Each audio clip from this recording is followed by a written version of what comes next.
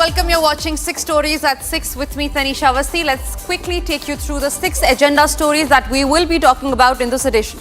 The mystery around the explosion at the cargo ship is unraveling. The big question remains if the ship was carrying the banned items on board, and how did the explosion actually take place? Now, the second story that we'll be telling you about is how India is all set to create history yet again.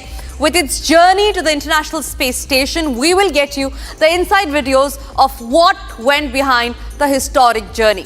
The third story that we will be tracking in this edition is from Chhattisgarh, where an IED has been recovered and defused from Sukma, the same attack site that was targeted by the Maoists yesterday. And even as India continues to fight Red Terror, the CPI is backing the Maoists. We'll get you the statement of D. Raja on what he said. Meanwhile, in the United States, an Indian student was handcuffed and pinned to the ground and then deported. The video has now sparked a huge outrage. And the last story that we will be telling you on this edition is how the violence continues to grip Los Angeles. There are large-scale vandalism that has taken place, and it is still continuing even at day 4. So these are the 6 stories that we have lined up for you, starting first up with the top story. Now, the biggest story of the day is the Singapore cargo ship that had an explosion on board yesterday, and this was off the Kerala coast. Now, the incident, remember, occurred at around 10:30 a.m. and this was on June 9, that is yesterday, when an underdeck explosion was reported by the Maritime Operations Center, and this was in Mumbai. And this was relayed to their Kochi counterparts. Now, soon after, the Navy immediately diverted INS Surat, which was scheduled to dock in Kochi to render emergency assistance. But the question, ladies and gentlemen, to ask here is, was the ship carrying banned substance? And if yes, where was it headed to, and who actually is the owner of the ship? Let's first take you through the crucial and the preliminary details that Republic has accessed. Now, let us tell you the ship's route. The ship started from Colombo in Sri Lanka, and it was headed to the Mumbai port. Now, we learned that this was a 270-meter long cargo ship, and the explosion that happened under the deck, and it was under very mysterious circumstances. Where's the current location of the ship? The current location where the cargo ship is off the coast of Deported in Kerala. Now, remember, this has also created high alert off the Kerala coast, keeping in mind the oil spillage that could take place. There are firefighting operations that are still underway as we talk. Now, the ship manifest of the Singapore flagged vessel MV Vanhai 503, which exploded off the coast in Kerala, and this happened on Monday morning, has been accessed by Republic. The manifest reveals the container ship was carrying flammable liquids, corrosive substances, toxic chemicals, and environmentally hazardous materials.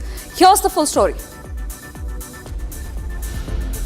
A devastating fire has completely gutted a cargo vessel off the coast of Kerala. Thick black plumes of smoke can be seen billowing from the vessel as flames continue to rage. The Indian Coast Guard has mobilized 3 ships working relentlessly to extinguish the blaze. The dramatic action is unfolding in the Arabian Sea off the Deported coast of Kerala. The burning vessel is the MV Vanhai 503, and early this morning, fresh explosions were reported on board. So you are the senior operations manager in Vanhai. Correct. So I just wanted to know, out of 22, 18 members have been rescued, and 4 are still missing, right? Correct, yes. What's the current update on that? They are still found missing. The search operation is going on. Right. And the inputs we have received that there were some hazardous materials as well on that vessel. So what were those? See, there were total 143 hazardous containers on board. Okay, there are various content of the cargo in the container. Okay, the emission of the fire is still unknown. Which container has got blast? Right. So how many total containers were there? 143. 143. Okay. The ICG has deployed additional reinforcements to assess the evolving situation. The Singapore-flagged cargo vessel, which was en route to Mumbai from Colombo, Sri Lanka, suffered an internal container explosion yesterday, leading to a massive fire on board. The vessel was carrying 22 crew members. 18 have been rescued so far, while 4 remain missing. When the fire broke out, the crew abandoned the ship in life rafts and were later rescued by a Navy ship.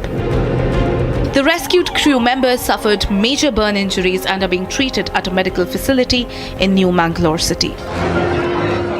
The fire, which broke out at around 9:30 a.m. yesterday, was reported 88 nautical miles off the Deported coast. The vessel had departed from Colombo and was bound for the Nhava Sheva port in Mumbai, India. The Indian Coast Guard immediately diverted its assets to the sea, coordinating rescue efforts for the crew. At 12:40 p.m., the fires had spread to multiple containers and the crew had abandoned the ship. MV-1 Marvel, another merchant vessel, rescued 18 of the 22 crew members, but one is reported to have suffered serious injuries. The search for the 4 missing crew members, 2 Taiwanese, 1 Indonesian and 1 Myanmarese, continues with aerial surveillance by ICG Dornier aircraft. The MV-1 High 503 is now adrift, and the ICG's firefighting operations are ongoing to bring the blaze under control. The cargo on board is being carefully assessed to understand the potential risks involved in firefighting operations. ICG is in constant coordination with the Directorate General of Shipping, State Administration and the vessel owners to devise a comprehensive response plan.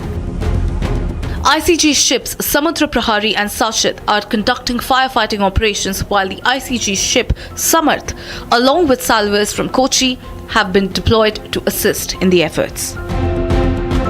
The priority remains to save the lives of crew, contain the fire and prevent environmental hazards. Ladies and gentlemen, India stands on the brink of a historic leap in its space journey, with Group Captain Shubhanshu Shukla of the Indian Air Force poised to become the first Indian astronaut in over 4 decades to travel to space. Now, selected under ISRO's human spaceflight program, Group Captain Shukla's upcoming role as the mission pilot on the AX-4 to the International Space Station not only revives the legacy of Rakesh Sharma's 1984 mission, but also signals a bold new chapter in India's ambitious Beyond Earth. Now, there are 4 crew members of AX-4 mission who will head to International Space Station tomorrow, but it takes a big team on ground to make the mission successful. Watch this onboarding video that we have accessed from August last year, where the crew takes a tour of the facilities and meets the other members of the team playing crucial role in the mission.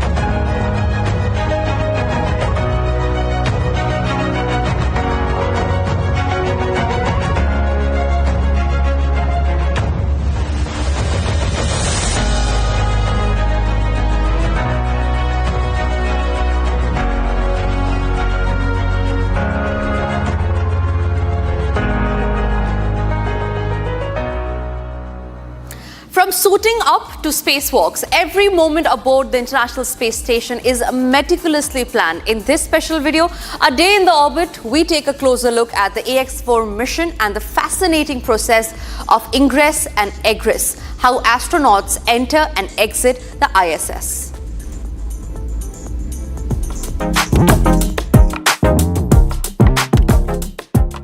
Right now we are at the Space Vehicle Mock-up facility at NASA. This is Building 9. Today we learned how to ingress and egress to ISS.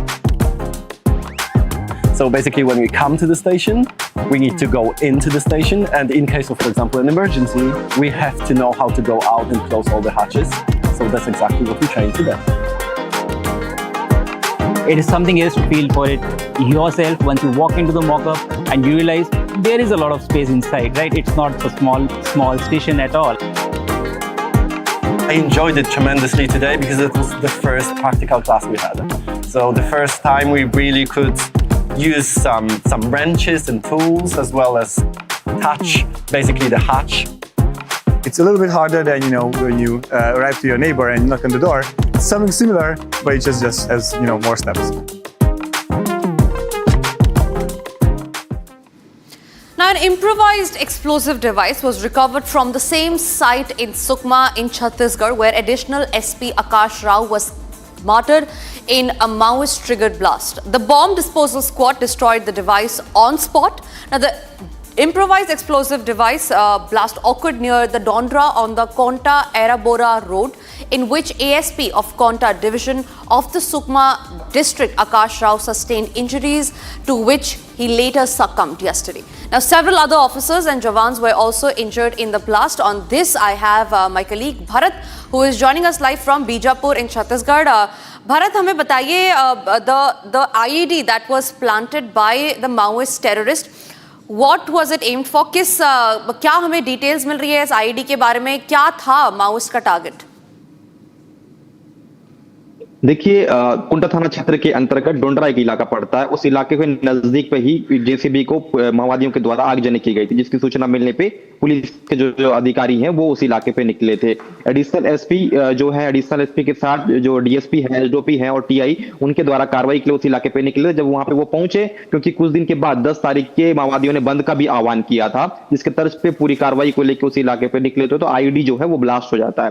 ID जैसे blast होता है तो उसी दरमियान जो additional SP है वो बुरी तरीके से जख्मी हो जाते हैं, जिनका बेहतर इलाज के लिए कोंटा स्वास्थ्य केंद्र उनको ले जाया जाता है। लेकिन वहीं पे पहुंचते ही उन्होंने दम वो जो है, उसके बाद दो जो अधिकारी थे, टीआई और एसडीओपी, उनका जो उपचार है वहां चल रहा था, लेकिन बेहतर उपचार के राजधानी रायपुर रेफर किया गया। उसके बाद जिस घटनास्थल की अगर बात की जाए, घटनास्थल पे जो आईडी है और भी सीरियल आईडी भी वहां पे लगा गया था, जिसको दूसरे दिन वहां पे अधिकारी पहुंच के, बीडीएस की टीम पहुंच के, जो फॉरेंसिक की टीम पहुंच के उस जो आईडी है उसको डिस्प्यूज किया गया, डिस्क्री किया गया।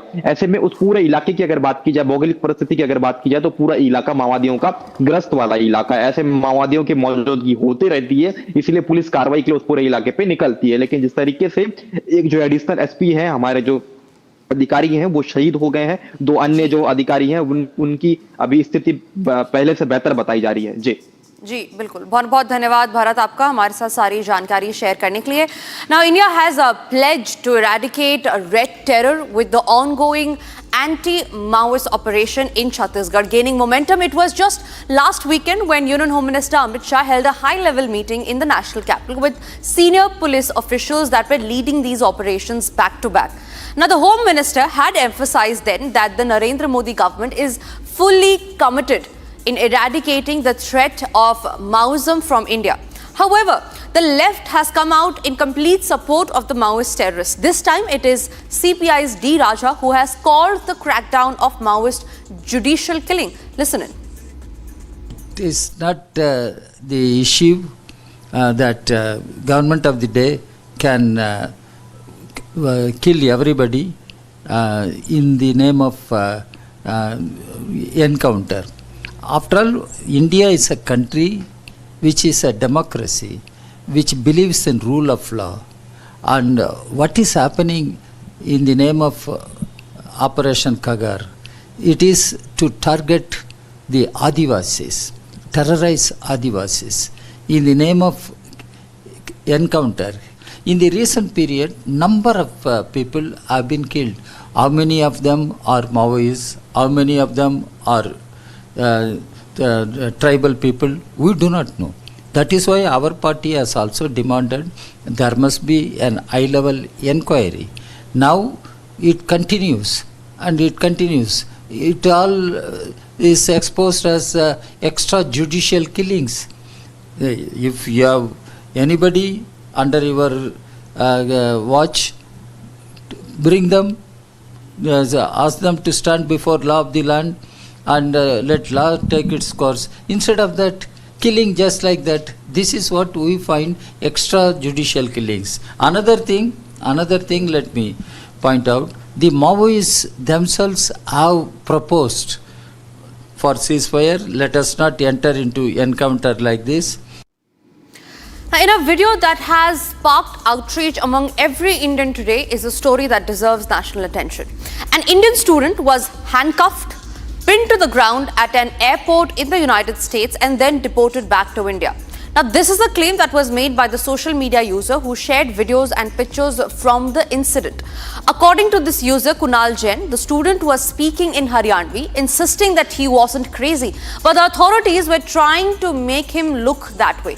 The Indian consulate in New York took cognizance of the matter based on the social media post and assured that they are in touch with the local authorities. However, the United States Embassy in India, in a post on X, said that the United States continues to welcome legitimate travelers to our country. However, there is no right to visit the United States illegally, and we will not tolerate illegal entry, abuse of visas, or the violation of United States laws. Watch what happened. A disturbing video from the New York airport has gone viral, showing an Indian student handcuffed and pinned down to the floor by multiple officers before being deported. The student is visibly distressed, crying out for help as he pleads with the authorities while being forcibly restrained. The video shows the emotional appeals highlight the trauma and desperation he experienced during the incident. The video was shared on social media by Indian-American entrepreneur Kunal Jain, who condemned the treatment and said the young man was made to feel like a criminal. Jain highlighted that this is not an isolated case. Several Indian students have reportedly faced similar deportations in recent weeks. Students have also faced harsh action for failing to explain their stay in the country. The incident has prompted strong reactions from the Indian community and calls for accountability from US authorities. Video, what I put, it's only 20% of what I saw. And I noticed this was a bizarre incident in my view, because you cannot treat a young 21, 22-year-old student like this in front of the public. Whatever may be the case, he got a legal visa probably, that's why he was there. And then he could not explain probably the reason at the port of entry. Now this kid probably had some kind of mental disorientation, he got distressed, and he started yelling. He started saying, मैं पागल नहीं हूँ, तुम लोगों ने मुझे पागल समझ रखा है, मैं पागल नहीं हूँ, वो बार बार यही बोले जा रहा था. तो उन्होंने उसको, जब वो, he was like hitting his head on the wall, they pinned him down. And then when he started speaking, they called some more police personals. So if you see the later part of this video or the other videos which I have put, about 7-8 personals came and they literally tied his hands like this and legs and made him a chicken. And they were trying to pull him forcefully into the aeroplane. And then the pilot came and pilot says, we cannot allow a forceful operations like this. The Indian consulate in New York has taken note of the incident and is in touch with the US authorities. The Indian community is urging for a thorough investigation and better protection for Indian nationals traveling abroad. Los Angeles, one of the world's most well-known cities, has been marred by unrelenting and violent street protests. It all started after Donald Trump administration ordered immigration raids. Now, people of Los Angeles hit the streets in protest. Here's what happened on day 4. Police chasing down protesters with batons. Protesters pushing back. Los Angeles is witnessing dramatic protests on the streets. The protests, which have entered day 4, are intensifying with each passing minute. Latest visuals coming in show a group of protesters locked in a tense standoff with police in Los Angeles' Little Tokyo area. Several visuals showed vehicles engulfed in flames lighting up the streets of LA. The city continues to tremble as fires light up the night sky, freeways blocked, and injuries to both the police and protesters. President Trump defended federalizing the military on Saturday, insisting it was necessary to address the lawlessness in California. But the move has drawn fierce criticism from state and city officials. Los Angeles' mayor, Karen Bass, pushed back, pointing out that nothing was happening in the city before the immigration raids began. Oh, I meant Thursday, meaning before the raid. The raid happened on Friday. Everything was fine in this city. Just think about that. We weren't having problems with protests. There were no problems with violence. The raids happened on Friday, and in response to especially the arrest of David Huerta, one of the most respected labor leaders that we have in the city, him being injured, going to a hospital. Los Angeles has transformed into a flashpoint of national tension. The city's immigrant communities and their supporters vow to keep up the fight and restore normalcy.